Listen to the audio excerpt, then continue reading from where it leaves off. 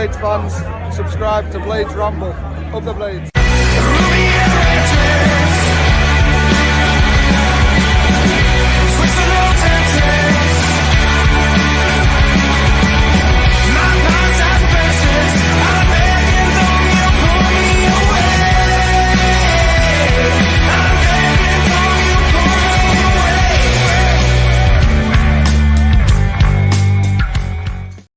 Blades, and welcome back to the Blades Ramble. I am, of course, Jimmy, and we are proudly sponsored by Action Coach Sheffield. If you're a growing business and you want support to continue the growth of that business, they are the people to speak to. I've been to a fantastic marketing class today with John and the team. I was there with Dave the Nose Leary. Thank you, John, for a brilliant session again. Yeah, you're missing out if you're growing a business that you're wanting to grow. They are genuinely. The thing is, we get a lot of, obviously, we're now at 5K subscribers. So there are opportunities for sponsorships and things like that. And if any reputable providers out there of anything want to come and have a discussion, that's fine. But I wouldn't recommend anything, genuinely, to Ramblers that I don't either use or have tried myself. Action Coach Sheffield, absolutely top notch. We're also supported by VMB Auto Centres. So thank you to them for their continued support. And today it's a bit of a mashup because we're not doing 90 after 90. It was too late, and there's a quick turnaround, isn't there, with these games so tightly contested in the midweeks and things like that. So it was obviously too late to do a 90 after 90 after the game yesterday. It takes me over half an hour after the game to get home. So it'd have been a really late one. So we're doing a debrief tonight, but also because we're playing again on Friday, we're also doing a warm-up. So it's not necessarily going to be split in two halves, but I do want to enjoy what happened last night. I mean, yeah, it was freezing. And I don't know whether that affected the atmosphere because I thought the atmosphere were a little bit off. Not in a massively negative way, but it was just quiet. It was to say that was up there with probably, in fact, it probably was the best performance of the season. And you have to take into, and this is no disrespect to Oxford, because they came and had a go, which is brave. But because they came and had a go, the levels in quality were just, there were no match for us really, and it could have been a lot more than three. I thought they were quite poor, although the attitude was right. One thing I will say, I thought the fans were excellent. I think the fans have been very respectful as well in the build-up and the post-match. I haven't really seen any sort of negativity or beef between the fan bases, if you like. I thought they were singing throughout. Old songs that we used to sing in the Premier League, that Wilder sort of told us off for, basically, because it's not really what your lads on the field want to hear, is it? But it's funny. So they're chanting stuff like, "We've got the ball, we've got the ball," when they've finally had a bit of possession, and then we tackle them or win it back. "We've lost the ball, and we're gonna win 4-3. And how rubbish must you be? It's only 3-0. So there's some funny and some good banter from the Oxford fans. I have to say as well yesterday, before we get on to how fantastic our players were, I thought because it's very easy, isn't it, when things probably just usually when things don't go your team's way. But the referees this season have been terrible by and large. We've had some shocking performances, individual performances from refs and their linesman teams. I thought yesterday, really good. And I thought some decisions that we might grumble about, we also got in our favour. I thought he basically let play go. So some rougher tackles were allowed to go, but it was consistent with that. So both sides got the rub of that. I thoroughly enjoyed the game yesterday. Thoroughly enjoyed it. Obviously, you get to a bit of a subconscious stage at 3-0 and 20 minutes to go, where it's just cruising into it. It's cruise control. Keep the ball. It's just wear down the clock into it, because there's no point pushing yourself to the absolute limit when the game's won, as long as you protect the ball. So yeah, I mean, we can go through with the team really. Mike Cooper, very little to do, but was called upon later on. And again, it was when we were sort of sitting off a little bit, relaxing, which is natural, but frustrating as well at times. not necessarily, it wasn't an issue this time, but yeah, they got a shot in on goal. Michael Cooper, big strong hand to push it over the top. He is just, I'm running out of words to describe how happy I am with that goalkeeper. I think it goes without saying. You all know what I feel about him, and I know a lot of Blades do as well. In fact, I don't know one Blade that isn't happy with the Michael Cooper signing. So if you are, for whatever reason, put it in the comments, but also tell me why, because I can't honestly think of why anybody would not be happy with this signing, because it makes such a difference to the defence. I thought Harry Souttar wasn't at his best again, but wasn't really tested, to be fair. So he was sort of able to ride out the game with no real issues. He wasn't on top form. His pings weren't quite. A couple of them were, and I thought credit to Sam McCallum for a couple of them because they were a little bit wayward. But that is massively nitpicking. I think he would, if Harry Souttar was one of our poorer performers on the day, he were probably a 7. Do you know what I mean? It were a great performance. Thought Jack Robinson played well. Yeah, I said that. You can clip that. You can replay it if you want. I thought Jack Robinson played well. I thought Sam McCallum did well. I thought Femi Siriki. Well, do we have to spend a bit of time talking about Femi Siriki? Because I think he has come out of nowhere, really.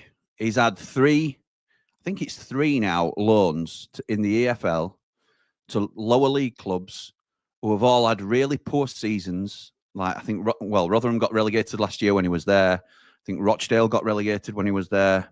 So it's just not worked for him for whatever reason. He couldn't get in Rotherham's side last season. And you look at him come into our team. And look, don't get me wrong, Oxford, where we're expected to have a lot of the ball, expected to be attacking, not expecting too much the other way. I thought it were a smart and expected decision from Wilder, really. Didn't surprise me at all to see Siriki in the team. But has he given Wilder a headache now for Friday? Would you play Siriki? How do you drop a man of the match? I would. I personally would, and I'll come on to my team in Born to be Wilder. But I think before the game, we couldn't have really made an argument to drop Alfie Gilchrist either. So, or I certainly couldn't.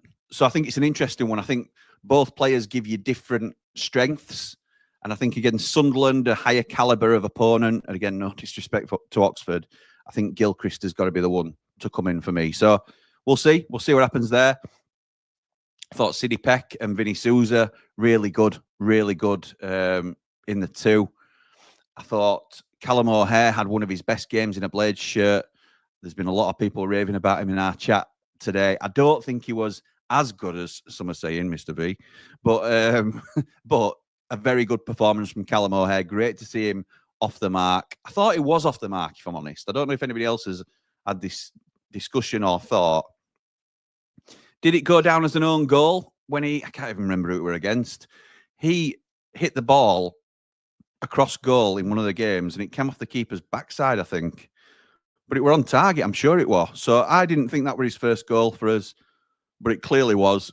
Wilder didn't think O'Hare had scored because in all the post-match interviews, he were giving both goals to O'Hare, to Campbell, sorry. So, yeah, they thought Campbell were on a hat-trick when they brought him off, but obviously Campbell were only credited with one of the goals. I'll come on to him in a minute. I thought Gus Hamer had one of his best games of the season again in terms of looking a lot more comfortable, drifting inside from the left-hand side. Raksaki has really found his feet in this team now. They're all sort of mingling really well and sort of overlapping each other. And Raksaki crosses over and Gus comes and dummy runs. I just think the synergy is starting to come between this forward line, and I really like it. Tyrese Campbell is in the form of his life, and I was gutted for him when he had to come off at Coventry. I understood it after the fact. I thought we were unlucky to get pulled against Oxford, but again, you understand it because the game's won, and he is in form, and as far as we know, only fit striker that's fit and raring to go in terms of first team proven for Friday. So protect him, bring him off.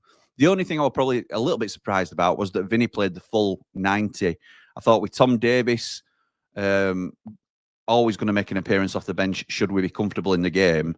I thought Tom Davies would have come on maybe 75 minutes for Vinny Souza, just give him that extra little bit of rest. But on the other hand of that, and again, this sounds disrespectful to Oxford, the game kind of petered out, didn't it? And it sort of fizzled away in terms of Oxford were never really going to, after 75 minutes, we sort of dropped a gear as well, didn't we, as ourselves? So that is one of the most comprehensive performances I've seen from us this season. Absolutely dominant. Really, really enjoyed it. Can't say any other. I would have given man at match to Campbell personally, because I think he's that much of a difference maker for us at the minute.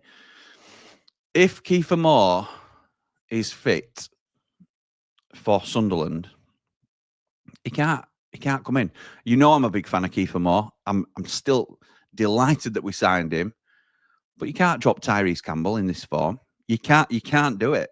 You can't. And I'm anticipating, or I'm hoping, because there were half a chance, or we were hoping that as a club that Kiefer Moore and Ryan Brewster would be available for this game coming up on Friday. So fingers crossed, we'll have a bit more to come off the bench. That'd be lovely, and just what the doctor ordered, to be honest, when it's such a big game coming up. But yeah, I thought Oxford were poor in terms of quality, good in terms of the spirit that they showed to come and have a go, but that played into our hands a little bit. I think Sunderland will pose a bigger threat, and that's big. What a shock that I'm saying that when they're third in the division or whatever it might be. But yeah, I think it's going to be a big game on Friday, and I think it's another one where you have to put the marker down for where you're going to be this season. I think if we don't beat Sunderland, because it's at home, I think we should be doing it. I think we should be beating them at home. We're good enough to do it, and I think it's that extra sort of push that convinces the players more than anything else that, look, they are challenging for the title in this league. They are challenging, good enough to challenge for the title as well. And I still think it's going to be us and Leeds that go up and that will be fighting for the title. But obviously, we've got to do our bit in that. That's just my sort of gut feeling. That's my prediction. But obviously, I want the boys to prove me right. The other thing I'll say is that is our 7th clean sheet in a row at home, 7th win to 0 in a row. Absolutely incredible. And let's not stop the record. We can't let the record stop, can we? On Friday night, because it would start to push us in front, wouldn't it? Which would be brilliant. So I'm going to get some comments now. Mogger starts us off. Good evening, pal. Massive praise for Sir Chris. Yes, and I love that respect to the Messiah.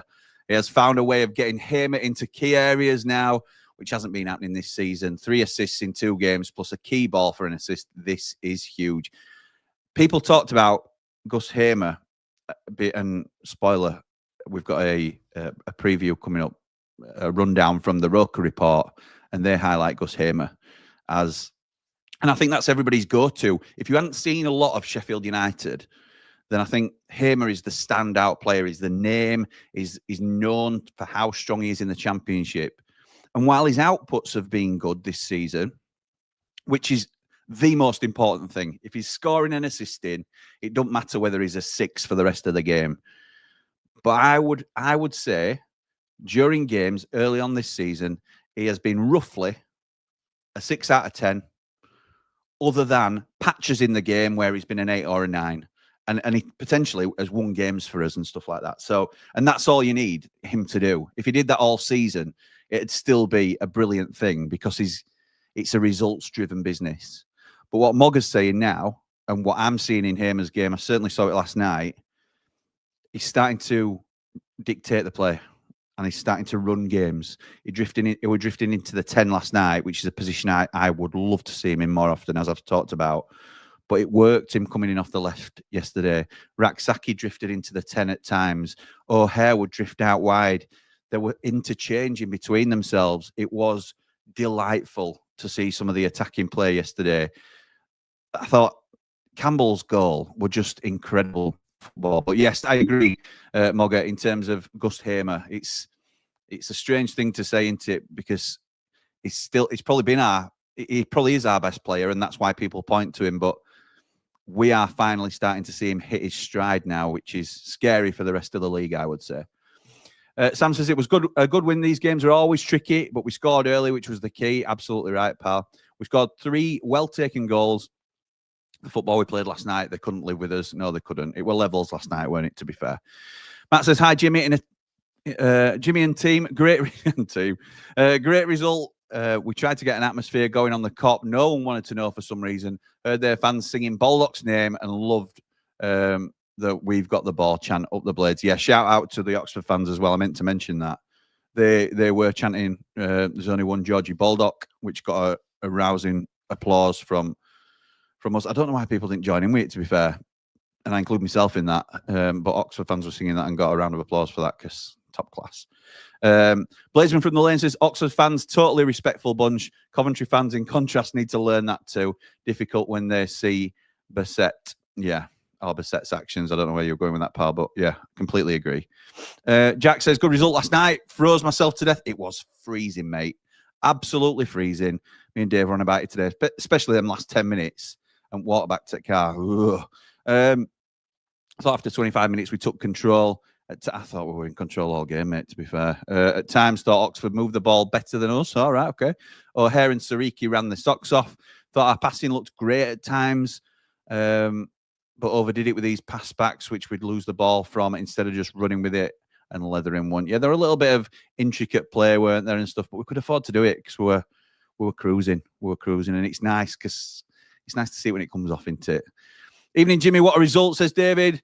Last night and a good performance up the Blades, up the Ramble. Thank you, pal. Hope you're well. Jason Odley says it was a really good win last night. These games could be a potential banana skin for us. We're all Luton fans tonight, aren't we? Yes, we are, pal. Yes, we are. Luton play Leeds United tonight. So any points they can take off them is absolutely great. And, you know, Luton won last time out, didn't they? Maybe they're turning a corner a little bit. Up the Blades, up the Ramble, like and subscribe, says Jace. Danny Boy says, I'd start Sariki against Sunderland as he's more attacking threat than Gilchrist. Bring Burrows back in too for the match. Other than that, I'd keep the same team, Jimmy. Oxford was poor. Sunderland more of a test. Yeah, I would. He is more of an attacking threat than Gilchrist, no doubt about it. You're right, but I would rather have that defensive solidity against better teams. And that's taking nothing away from Sariki. I just think he's horses for courses sometimes. David says everything went really well. 3 points. Confidence is high. It looks like we came through unscathed and we didn't have a hard game. All set for Friday. Absolutely right. Come on, Blade, says Ricky. It's a do not lose game on Friday, but 3 points will be better. Yeah, that's probably fair to say. But because we're at home, surely. We have to be happy with the start. We will be on 37 points. Really good season so far. Brilliant night. Brilliant season, Ricky. I completely agree. Evening, Mark. I think it's noticeable that O'Hare's looking like the player we hoped he would be now that Kiefer Moore is out, linking better with Tyrese and Gus. It does look like he's working better with a more mobile front man. I'll say that. I think what's the saying? One swallow don't make a spring. Well, I don't know what it is. But something like that. In terms of one good game, and I'm not saying he's had bad games, but I just think he's underachieved or not quite reached the levels that we'd hoped for. But last night he started to look like it. So I'm not going to get carried away with Cal, but it's a great indicator that he could be turning a corner. Up the Blades, up the Ramble, says Rick. Thank you, pal. Sometimes I think we need to keep it simple. Sometimes it was very negative play, back and forth, but I'm being picky. You've been very picky, Jack, I have to say, pal. That corner was off the training ground, right to him to fire one. I know, I thought he were going to as well, and he let it bounce, and did he take a touch as well? And still forced a save out of keeper. I think in terms of your negative play comment, I know what you mean. I think we just played it safe. I didn't see it as negative last night. When you're 3-0 up, it's not very negative in my eyes. Cowboy Paul's just sent me a stat that Jack Robinson had something like the third most passes in the championship last night. I assume he's saying that, you know, how can you not rate him? But anybody watching Jack Robinson knows that he just gave it to the nearest player. And that's not a bad thing. That's not a bad thing. That's playing it safe. That's exactly what you're saying, Jack.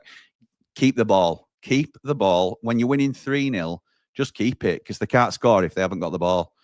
So, yeah, I understand what you're saying. Jamie, evening, Jim. Absolutely murdered Oxford, safe to say. TC giving me, Campbell giving me Mooset purple patch vibes. Sunderland the hardest test at the lane so far, but bearable. Just got to outplay it and we'll be all right. Yeah, big asking it, I suppose. But definitely doable. Jimmy says, couldn't have asked for a better night. Early goal settled us. Yes, it did. Well said. Well, good point. Suter, Vinny, Hamer and Campbell were clearly all good after the weekend. No injuries, only one booking. Game played in the right spirit. Yeah, well said. It were a very good, when I say atmosphere, I don't mean the noise levels, but in terms of the game being played in the right way. Yeah, I agree with that, Jimmy.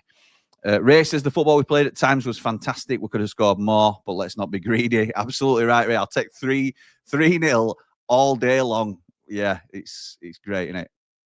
And like Jimmy says, the early goal really settled us, which were good, necessary, but really good. Campbell has to start on Friday. No two ways about it, says Kieran. Up the Blades, up the Ramble. Jamie says, also, can we go back to the start of the season where I said Femi could push for first choice right back and you all mocked me, even you, Jimmy? So, look, I don't remember that, but I absolutely give it legs that could have happened. Femi Sariki at the start of the season had just come back from a loan at Rotherham where he couldn't get in the side. So there was nothing to indicate that he was ready to come in and challenge a Premier League defender in Alfie Gilchrist, albeit their youth team. But he'd been playing in the Premier League last season. He captained their under-21s in a fantastic youth setup. Alfie Gilchrist comes in with some serious pedigree. Chris Wilder openly said that Shackleton was coming in to cover right back as well. So I think even the vast majority of people, if Femi Sariki had gone out on loan, I think they would have accepted it. In terms of, we need to know if it's make or break for him, really. Absolutely more power to Femi Sariki.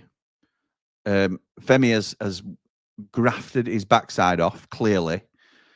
He's refined his game. He has forced himself into the reckoning. And that's all you can want from your players, isn't it? I hope Louis Marsh does exactly the same. I hope Ryan O'Neill does the same. I hope Owen Hampson does the same. I want to be wrong about anybody that I say is not ready for a first team, if that's what I said, which I'm sure it probably was. But I'm happy to be wrong, Jamie. So, yeah, fair dues, pal. And well said if that's what you said. Sariki's deal ends in 2027. Time for a new 5-year deal, I would say, says Josh. Again, we're getting a little bit ahead of ourselves. We'll see. I think 2027's healthy, to be honest. Chris, just how cold was it last night? Freezing, mate.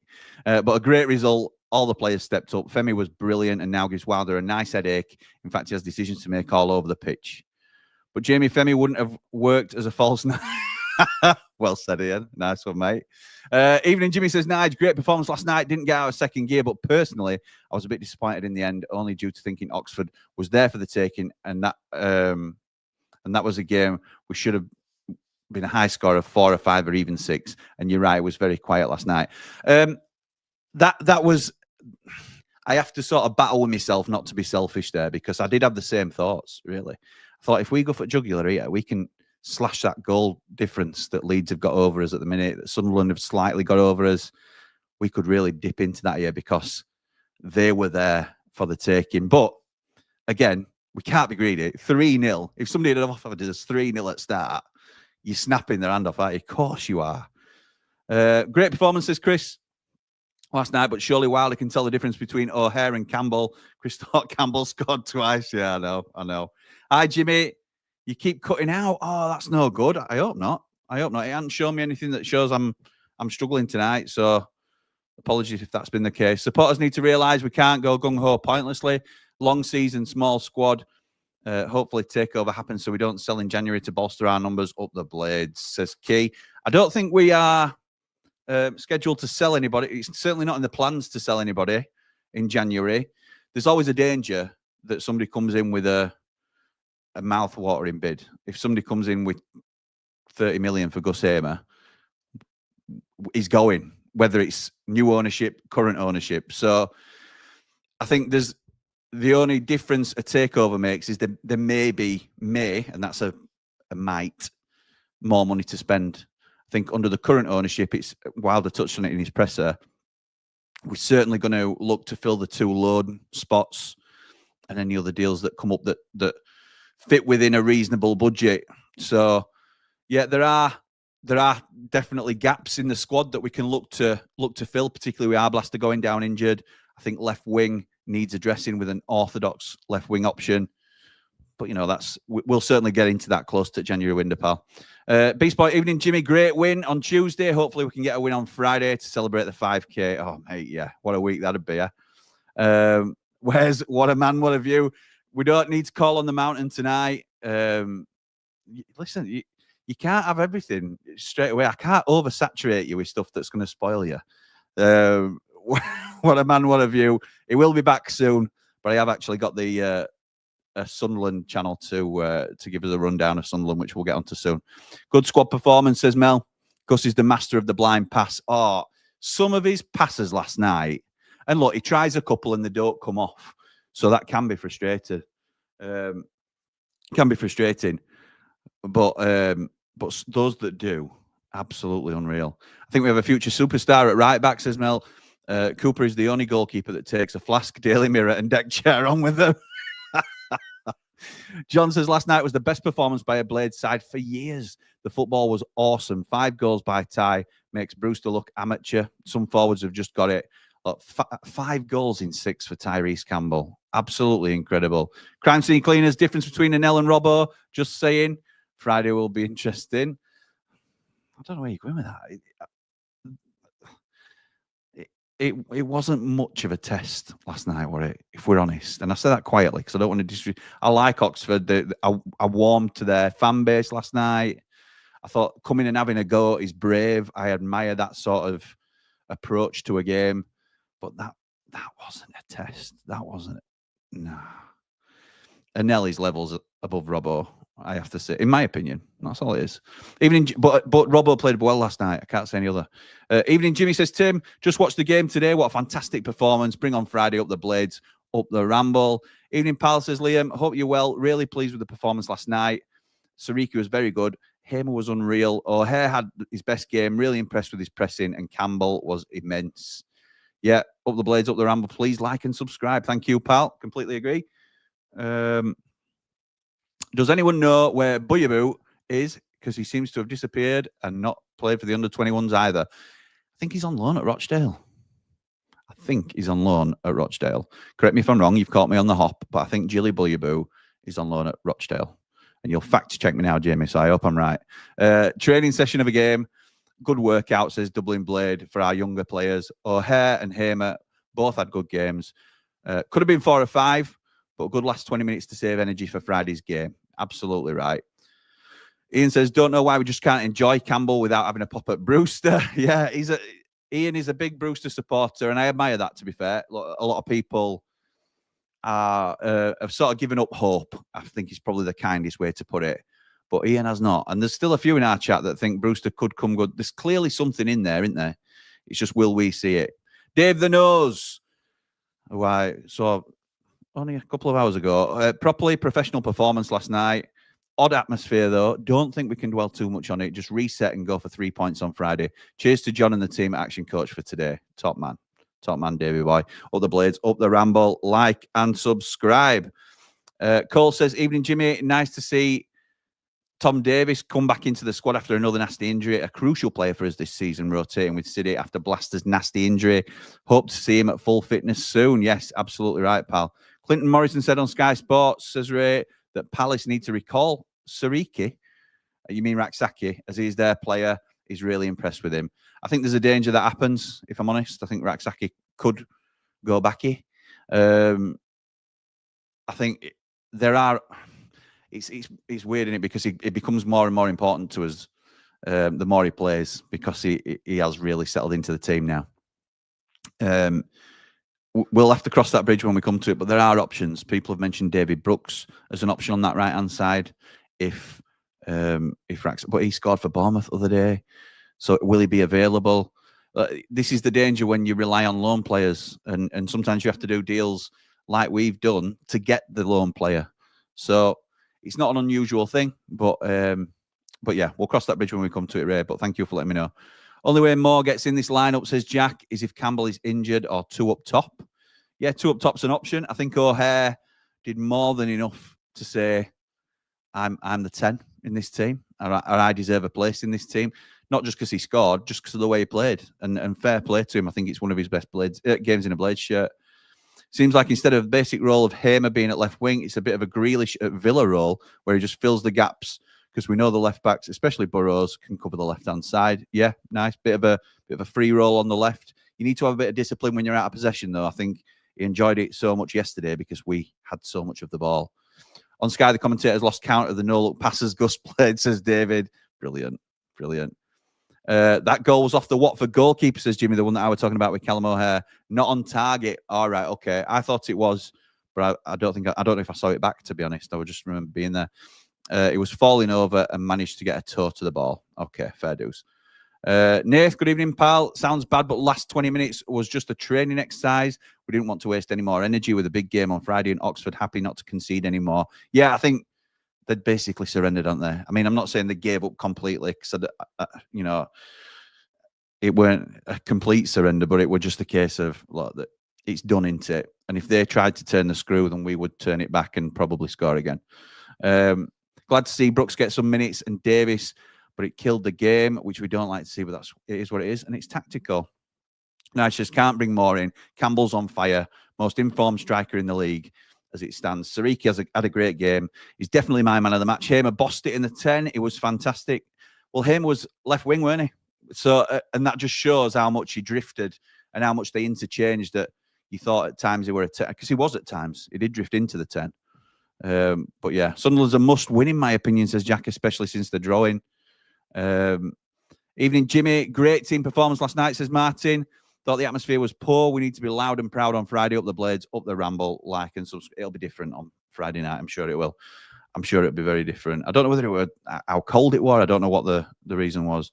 After a few months, after watching One, I think he needs a loan in January to get him consistent minutes, says Cole. With Ryan and Kiefer coming back, his minutes are going to lessen. Maybe Rotherham, as they need a striker. Very talented nonetheless. I'm a bit torn on this, Cole, because I agree. I think he definitely needs minutes in competitive football. That would be the way that I go with Ryan One.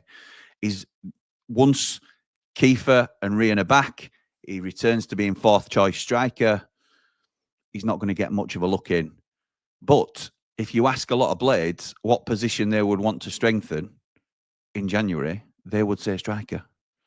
So will the club sanction that? Maybe if we bring a striker in, if One goes out, but then you're using one of your loans on a position that we already had. I don't know. Interesting one. Clarky, good evening, pal. Welcome. Well, you're not watching me on catch up. It's nice of you to join us live. Evening, Jim. Great game. Thoroughly enjoyed. Some of famous touches, passing outstanding. Thought game management was spot on too. Up the Blades, up the Ramble. On to Friday. Come on, you red and white wizards. Save us a table, Clarky. It was always our the first Rambler in triple point. I don't know whether I need to speak to Mrs. Clark about that. That third goal, Jimmy. Poetry in motion. It was great, wasn't it, David? Absolutely great. Opinions on the fine, says Jamie. So what? I was going to bring this up as well. I think it was Ian that put in our chat and sort of first raised it. That we've been fined for our half-time scuffle in the tunnel with Coventry after the Norman Bassett shenanigans. So this is from the FA. Coventry City and Sheffield United have been charged following the mass confrontation at their EFL Championship match on Saturday, the 23rd of November. Both clubs allegedly failed to ensure that their players and or technical area staff didn't behave in an improper and or provocative way around the tunnel area at half-time. Coventry City and Sheffield United have until Thursday, the 28th of November, to provide their respective responses. So, Sheffield United, no stranger to disciplinary action. The one thing I'll say is, and this has been shot down in our chat, and I haven't fact checked it, to be fair, but I take what they say because, we usually sort of go back and forth till we get to the bottom of things. But are you a little bit concerned about our lack of discipline this season? I like it in one sense that it shows passion and it shows unity in the group and the willingness to fight for each other. I like all those elements towards it. Everybody, I remember going to games with my dad as a kid, and whenever there were a scrap on pitch, he'd be like, go on, go on. And my dad's not an aggressive person, but it's something that you feel like it's part, you want your team to be okay. And that's a weird way of describing it, but you know what I mean? Having said all that, if you strip away the macho bravado and all that sort of thing that we're really talking about, we've been fined, I think, twice already this season for failing to control our players, maybe 3 times. If this is the 3rd or 4th instance of it, what we were trying to work out in the group is there a danger of us being docked points? And we don't think there is, because I don't think you can for like an on-the-field discretion. But we could get in serious trouble for this. And even if it's another fine on top of what you've got to think it's going to be a more harsh fine than the previous fine, because it has to escalate in terms of the punishment, because we're not learning. Does it concern you? Because it's starting to concern me a little bit. It's not a, season-defining thing, I don't think, at the moment. And again, I think there's elements to it that I don't mind. But in terms of overstepping the mark, I just think we have to be careful and we have to be sensible about how we approach some of these things. So, yeah, thank you to Ian for first bringing that to my attention today and the group. King for a Day says Sariki should start more. What a player. He's certainly done himself no harm. You get man at match, your name's in the hat, innit? Your name is in consideration. You're sort of taking a low move away off the table and you're saying, I want to start here. And again, I think it's now a case of a little bit like George and Bogle were, George Baldock and Jayden Bogle, where Bogle's better for some of the games against the weaker teams because he's strong going forward, but not as good defensively. And George Baldock is the more reliable defender of the two. So I see it in a similar vein. I'm not saying they're similar players, but in terms of the strength sort of balance between what they both bring as defenders, I think it's probably a horses for courses type situation. I said 3-0 easy game, said Matthew. I have ever watched like a preseason game. What disappointed me in the second is we took our foot off the pedal. We've got to be thinking about our goal difference. We could have easily got 5 or 6 that second half. I know what you're saying. It's a natural thing, whether we like it or not. I think it's like a subconscious thing sometimes as well to sort of take your foot off the pedal a little bit. This is a poor league. Sunderland are average, says Lee. I don't see anything to be worried about. I'd love to share your confidence. I just think it's a little bit too sure. So, yeah, more power to you, pal, for putting that opinion out there. And fair play, and I hope you're right. But saying it out loud I'm too scared to do, if I'm honest. Scott says, I'm very worried regarding the January transfer window. Raksaki getting recalled and a lower mid-table Prem teams coming for our stars like Hamer and Souza. If the takeover isn't done by then, I can see us selling at the right price. Scott, if the takeover is done by then, I can see us selling at the right price. We along with every club from 7th in the Premier League, probably from 4th in the Premier League down, is a selling club at the right price, because it depends what the right price is, doesn't it? But every player has got a price. So, as the $1 million man would say. So, yeah, not to be overly concerned about yet. We don't know which way this takeover is going to be. Still in the balance. Thought Robbo looked all right last night, says Dave the Nose. 95% of his passes were to Suter, though. That's why I really don't like stats. That's exactly what I were intimating to Cowboy Paul. Yeah, exactly right, mate. Exactly. So, and it sounds like I'm having an unnecessary pop. Thought Robbo played okay last night. Played well. Personally, I'm not worried about the January window, says Jack. I genuinely don't think anyone will meet our price for him or Souza. Nige says, we all want youngsters to do well. It's just down to them to take the chances, and most are. Absolutely right. CD Peck's done it now, hasn't he? Obviously, Arblaster was the first in recent times to cement his place and really make an impact on the team. Peck has then had to step up, and he has done already in times this season. He's now wanting to cement his place in the first team. Ryan One coming on and getting a debut goal. You can't do much better than that. Sariki playing the full 90. I think, yeah, he did. Yeah, played the full 90 yesterday. Man of the match. They're taking the chances out there. I thought the only thing that I would say is I thought Brooks looked a little bit rusty. But, you know, we still need to persist with him and aim for that consistency, because at the start of the season, he were out the blocks probably quicker than anybody. Thoughts on Hull sacking their manager, says Lucas. Like, unsurprising, to be honest. I think it's always a gamble when you go abroad for a manager that doesn't know the league. He might have come with a big reputation, which apparently he did, but they've not looked anything special, have they? And I've nothing against Hull, but when you sack Liam Rosenior for finishing 7th, I've no sympathy. No sympathy. If we couldn't have got Chris Wilder, Liam Rosenior was very high on my list for people I would want in the dugout at Ramble. Going to throw it in there, Jimmy. Any news on the takeover? Nothing yet. As soon as I get some, which may be soon, you'll know about it. Ty Campbell, the new Didsy, says Jack.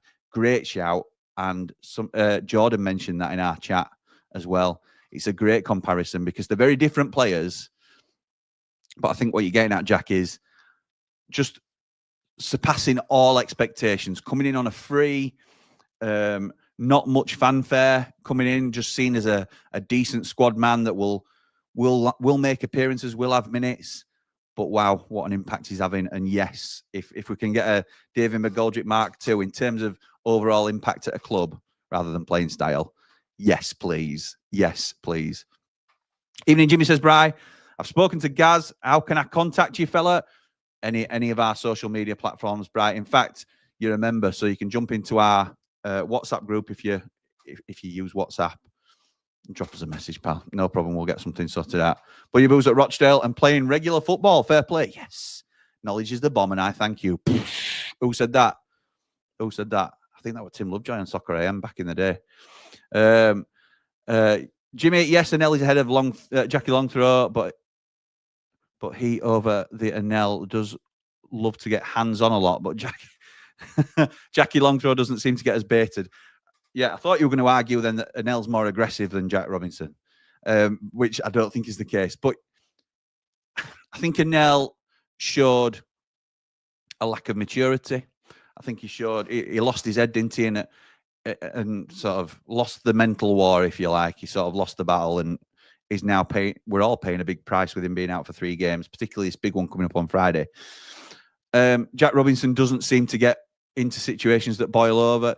He's wearing the captain's armband, and that's for a reason. So fair play to him in that respect. But I don't just compare him to Jack Robinson. I compare him to the rest of our players. It's just because Jack Robinson doesn't let us down doesn't mean Anel.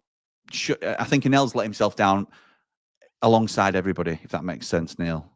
I don't think it's a case of him or Jackie. But I suppose they're playing the same position, aren't they? So that's probably one thing that Jack gives you, is that he's less likely to lose his head. Maybe so. Anyone else think Tom Davies looked like early days NSYNC Justin Timberlake? Yeah, why not? Why not? Bassett was booked again, probably for cheating, and Coventry lost, says Chris. Yeah, silver linings, isn't there? Silver linings. Robbo's fine for getting us through these type of games, says Jimmy. As you say, levels in opposition and Anel is different. All part of a working unit, up the blades, up the right. That's right, Jimmy. And it's a squad game, isn't it? Nobody's ever going to get out of the championship just playing 11 players. You just can't do it, can you? Obviously, Wilder chose his side with one eye on the Sunderland match, so he's rested the 2 fullbacks. Gilchrist and Burrows will be fresh. Besides, Sariki is a great option to come off the bench. Completely agree, Chef Steele. Completely agree. I'm going to try and get through some of these comments because time is ticking and I want to get quickly to the Sunderland preview. Evening, Jimmy Late, logging on. Up the blades, up the Ramble. Get well soon, Malk. Absolutely right. I'm going to mention this, Rich. Thank you for raising it. Malcolm, one of our close members of close to the Ramblers. He's not very well at the moment, so we're thinking about you and Susan and the family. All the best, Malk. we're thinking about you, pal. Can I just mention the save by Cooper to the top left corner late on? Absolutely world class, says Steve. He is world class, mate. He is world class. Brooksy looks a bit short on confidence, says Wayne. Reluctant to take someone on. I agree. Right, okay. Let's jump straight into. I'm not going to sort of try and cut. I'll try and get everybody's comments in, but I'm conscious that time is ticking, and we haven't even started looking at Sunderland yet. So I have got a couple of bits prepared. What should we do first? Should we go? Yeah, let's go Born to be Wilder first. Let's do a little bit of this. Born to be wild. Tell. So this time I haven't pre-recorded anything. We haven't had time to sort of put a package together. So I'm just going to throw the team up on screen that I'm playing on Friday night. And it'll be no surprise that it's the majority of the team that played last night, but Gilchrist and Burrows coming in a little bit like has just been mentioned. So I'm going with Cooper in goal, obviously. Gilchrist and Burrows return, and that's harsh on Sariki, but that's what you want, isn't it? You want somebody breathing down Alfie Gilchrist's neck. You want Sam McCallum breathing down Burrows' neck. You want Robbo staking a claim for staying in the team. And obviously this will be a huge test for him against Sunderland, who have been flying high in the league. Yes, they've sort of tapered off a little bit recently. 5 draws in the last 5 games, which has allowed us to come back into it and obviously go above them. But there's still going to be a really tough test. Harry Souttar, let's hope that was the last little bit of rust that he's getting off in last night's game. We shall see, because we know how good he is. Vinny Souza, absolutely dominating this league so far. And Sidney Peck becoming a first-team regular on merit, I think is probably fair to say. And I'm sure, he can't have hoped for much more than that at the moment. This 3 behind the striker, in fact, this front 4, really, really strong last night. And yes, the opposition weren't the best. And again, I feel harsh saying that on a very plucky Oxford. But hopefully those sort of games give quality players like we've got at the top of the pitch the confidence, because it's a confidence game, isn't it? Particularly when you're creating and scoring goals. It's a huge X factor to have that confidence to continue the push. So that is the team I'm going with. Let me know what you think in terms of your teams as well. Whilst we're on it as well, whilst we're thinking about Sunderland, let's just have a little look at what we can expect from our opponents on Friday. And this is the rundown from the Roker Report. Hi guys, Johnny here, Johnny Hawley from Roker Report. Good question. It's certainly going to be tough because I think we've shown that we've faltered a little bit in the last few games. 5 draws in a row. We were never expected to make a title challenge. I think most Sunderland fans would have very happily taken getting anywhere near the top 6 this season.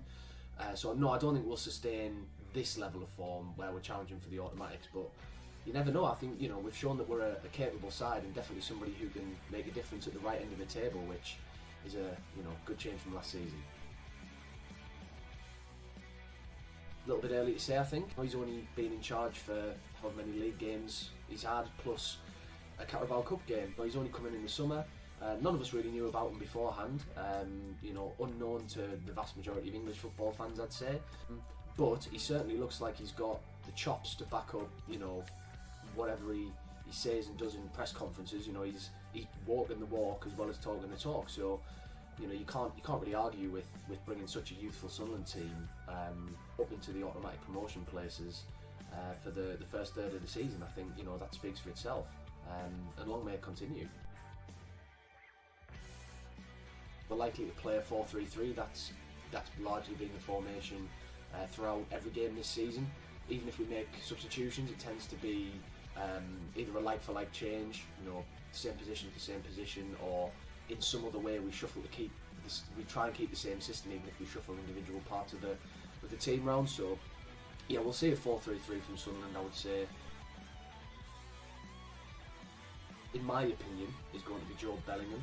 This season, he's absolutely come on leaps and bounds. He scored 7 league goals for us last season, which was great for a young kid in the Championship. But I think his all-round performances were lacking. This season, on the other hand, he's really going to a new level. He has been a massive miss over the past few games while he's been suspended. Just the way that he contributes in every area of the game, all over the pitch, it's fantastic. And I really don't think that we've got anybody else who can perform the same role as he does in our side. So yeah, he's definitely a big threat for me. Slightly harsh question. Don't blame the questions. But I would say individually we're pretty strong all over the park, really. I don't think there's any one player who I'd be worried about. It's more the fact that at the back we've had to do a lot of shuffling around recently. It's been a case of a few injuries, a few suspensions, and therefore, Lugo Nine having to shift to right back, Trey Hume playing out of position at left back, Dennis Serkin being injured with a broken wrist isn't helping that at all. Because not only is he a fantastic left back, but he's also really the only fit senior left back that we've got at the moment. Or he was until he broke his wrist. So yeah, I think in terms of weaknesses for us, it would have to be that back four, purely through lack of consistency at the moment. It could be sort of any back four game to game. I think it's going to be a tight game. I think it's going to be close. I think it's two well drilled and solid sides. I think we've both shown that with our performances this season. I think we'll probably let you have more of the ball. I think that's usually something that we do, especially being the away side. I think it suits us a lot more to try and sit in a bit deeper and then break on the counter. So yeah, I wouldn't expect Sunderland to turn up and start trying to play kind of open swashbuckling football. I think it's going to be a bit more attritional than that. Strength's a big one. I think is Gustavo Hamer. That guy, he can play football. Maybe if there was any player from the Sheffield United squad that we could take, for me, I think it would be Hamer. He's fantastic, and I really like the look of Jesmond Raksaki as well. I think he's a big threat. We'll have our hands full trying to deal with those. In terms of weaknesses, though, I think Anel Ahmedhodzic's red card, I think is going to suit us, because aside from that, don't get big heads, but you're a pretty good football team. So I don't see any other massive weaknesses apart from that, really. I think it's going to be close. I think there'll be one goal in it either way, but I've got to back Sunderland, so I think I'm going to say 2-1. I fancy us to get a couple of goals because I think you'll come at us. I think we'll be able to hit you on the break, but that could be a case of hard overhead, possibly. Social media for Roker Report is at Roker Report on Twitter, or the website is rokerreport.sbnation.com. If you wanted to find me, I'm at Hawley Johnny on Twitter. Again, tricky one. I think Sheffield United are going to win the league. I like you very much. I think you've got more staying power than Leeds do. Tried so hard and got so far. In the end, it doesn't even matter. And I don't think Burnley look anywhere near the side we were a couple of seasons ago. So yeah, for me, it's going to be Sheffield United to win the league, or at the very, very least get promoted. And I think we'll finish in the playoffs. And if you offer me that right now, I'd snap your hand off. I see you read me old fishy on a dishy.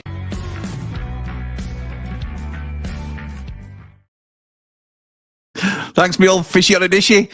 Johnny, top man. Thank you for that, mate. Johnny from Roker Report, giving us a really interesting breakdown on Sunderland, because obviously we need to know what we're up against. I think he's right to highlight Joe Bellingham as being their main boy. Is he related to somebody else that we know? I don't know, but he is really coming into his own this season. And I think, unfortunately for Job, he plays right in the pocket that Vinny Souza will be looking to pick.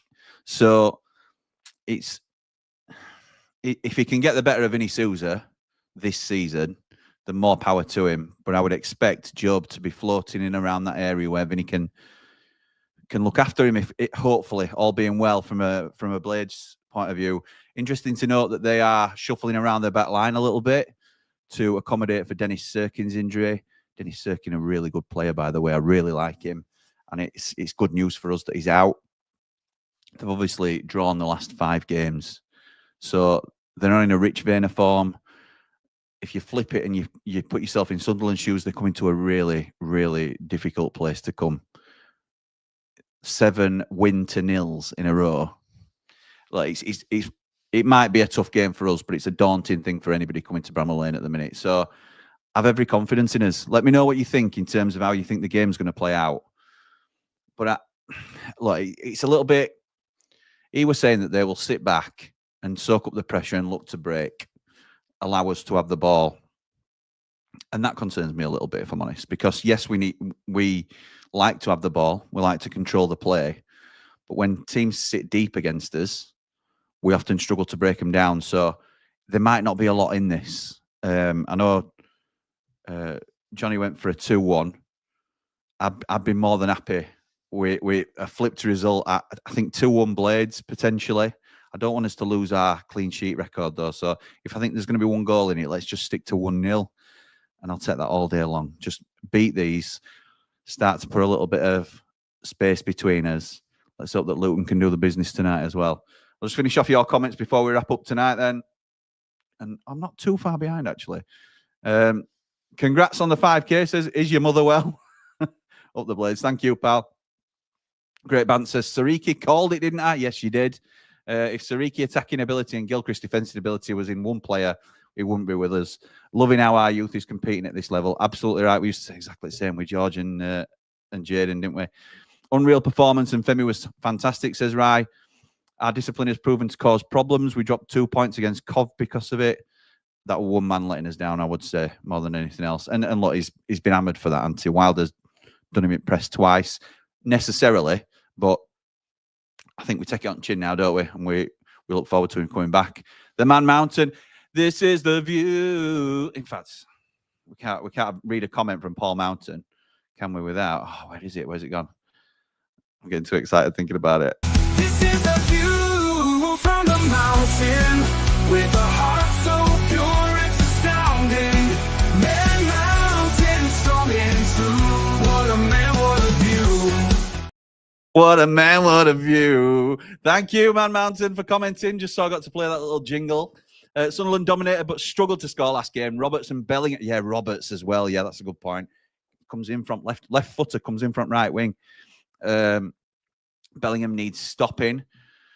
So, yeah, big job for Harrison Burrows, who I think will come back in. We're on great form, though, and agree last 20 was about conserving legs. Up the Blades, up the Ramble. All aboard the Tyrese train. Choo-choo! Yeah, I'm all for that, pal. Phil says, not concerned about the discipline, except to Nels, just shown players can get under his skin. The rest, it's just window dressing. Fair? Okay, mate. Spotlight Wayne says, great game last night. Ty is on fire at the moment, but how good was Sariki, Jimmy? He were great, pal. Absolutely great, and long may it continue. Yes and no, it's like Bassett's day when the team would run through walls for each other. Yeah, there's pros and cons to it, isn't there, Neil? I agree with that. Nate says, Brighton have apparently made Evan Ferguson available in January. I saw this. I was going to mention it in the build-up to January, so you've made me go a little bit early, Nate, but Evan Ferguson. Can you remember, like, 12, 18 months ago, he was the next thing. Man United were linked to him. He were firing goals in for Brighton. He's now available for loan in the Championship. Can you imagine? Can you imagine? Could be a good striker to swap on in and out with Moore as a target man option. I assume you're going 2 up top there then, Nath, when you're talking about swapping out for Moore, because you can't look past Tyrese Campbell. You can't. And I'm not saying Evan Ferguson ain't a level above, because he probably is, but very concerned about our disciplinary record, says Mel. We're looking at 150 grand fine and or points docked. It's madness. Again, I don't know whether we can get points docked, but certainly those sort of fines, if it's getting anywhere near that level, it's a huge concern. The discipline is due to it being a new team, I reckon, says Nigel. Wilder's using it to bring the players closer together, which is fine by me. If it works, then go ahead, but you need to see it this way. It was down to the officials, it got like that. Yeah, but there's only that's happened a few times, Nigel, on it. There's only so many times you can look. Decisions are going to go against us. Officials are going to be poor sporadically. You've just got to take it on chin, and a little bit like a Nell. And when I say take it on chin, I don't mean like a fist to chin. A bit like a Nell. We can all, if we put ourselves in his shoes, absolutely excuse me, absolutely, it's going to rile you. You're going to go crazy at what's being said and what's being done and what's not being done in terms of action against. But you know what your own actions will lead to in terms of consequences, and he's fallen for it, hasn't he? So he's saying 50 million. Nigel's saying 50 million for Sousa and 70 million for him, nothing less. Okay then. Okay. Michael says, Jimmy, with Leicester struggling financially and sacking their manager with Souter playing well, do you think the new Leicester City manager may want to recall Souter back in January? Michael, tell me you haven't been paying attention to the Ramble without telling me you haven't been paying attention to the Ramble. We did a Ramble exclusive, direct from the top, that explained all of the loan recall deals. I'm only joking when I'm digging you out, pal. So just for those that aren't aware, there is a chance. Basically, Harry Souter has played too many games now to be recalled by Leicester. There was a finite number of games that he needed to reach. If he played in 50% of the games he was available for before January, then there's no recall clause. It would basically, if he wasn't being used by us, then they'd have the option to recall him.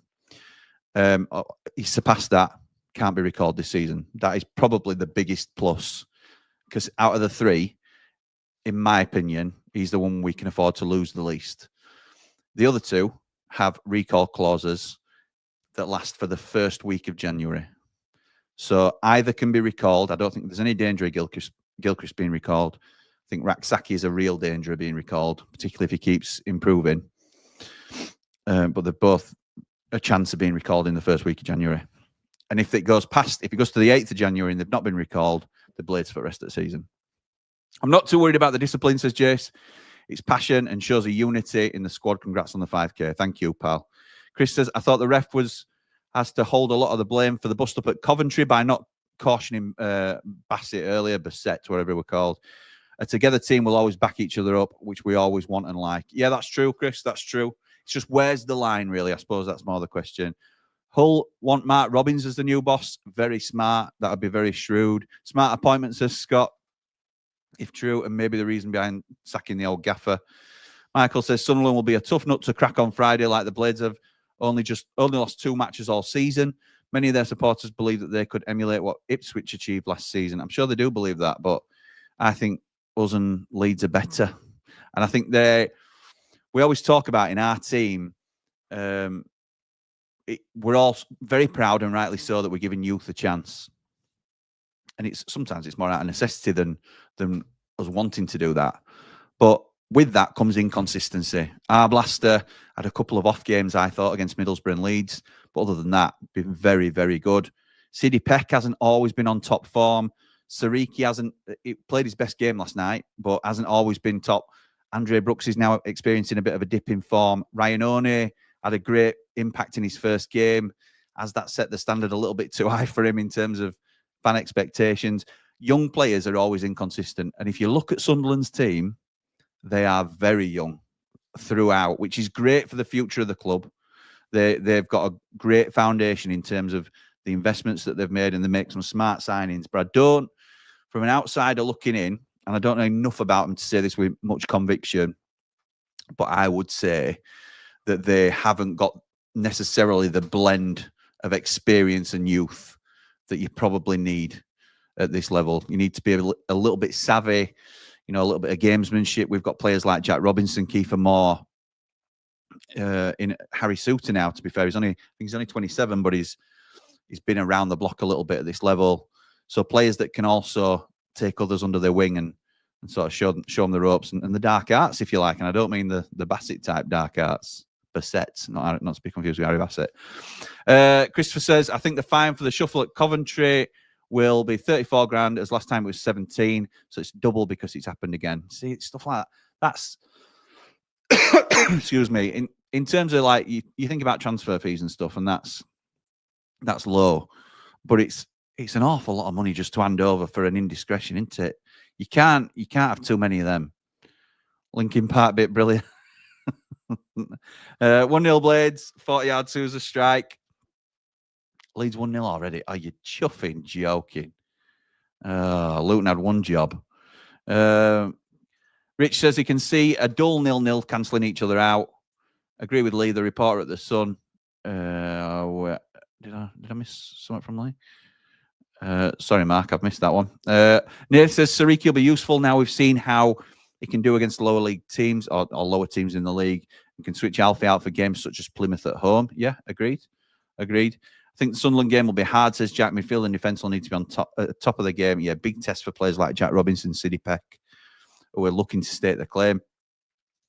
So Mark says, agree with Lee. The reporter at the Sun, Sunderland versus West Brom, said Sunderland looked tired and leggy. 2-0 to the Blades. Oh, would love that. Would love that. Man Mountain. This is the view from the mountain. He says, hit the thumbs up, Blades. That man has got a heart so pure. It's astounding. Rain on the parade leads 1-0 up. Sorry to hear about that. I'm going to watch it as well. I probably won't now. I think it's the 13th or something anniversary since Gary Speed died. 13th? Is that today? Wow. Rest in peace. Get talking, people. Great message. To be honest, no better message, Jamie, to end on than that. Get talking. We are a channel that heavily supports talking about your mental health and making sure you are, getting the support that you need. And it might not be talking to us. It might be it might just be having an honest conversation with yourself. But look after yourselves. And let's look forward to, hopefully, more positivity coming from the Blade side of things on Friday night. I will be there again. Andy the Blade is still away. Ridiculous. Spending all my inheritance. He's in Barbados, I think, at minute. Or he's going to be in Barbados at some point. He's on a cruise. Absolutely ludicrous, for a minute in that man's life. But I think I'm there with my brother Dave, and I'll be meeting people in Triple Point beforehand. So hope to see as many of you there as possible. But for now, come on, you red and white wizards. Up the Blade!